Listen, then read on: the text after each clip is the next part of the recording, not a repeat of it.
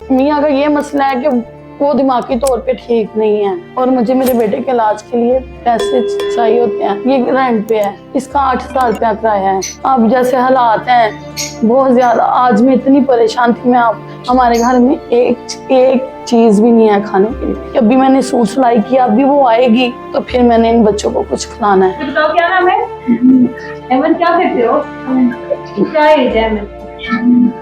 12 years के हो। क्या बनना है बड़े होकर?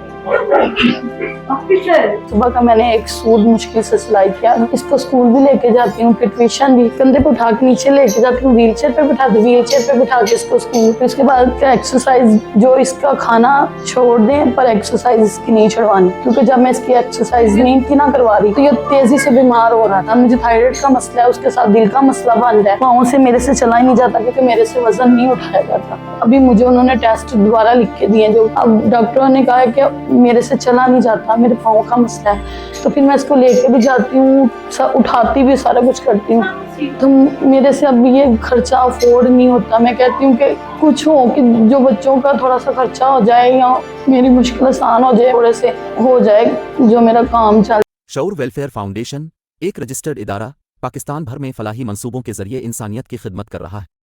सदकात, ज़कात और अतियात के लिए डिस्क्रिप्शन में फॉर्म का लिंक मौजूद है। अतिया करें और खैर बांटें।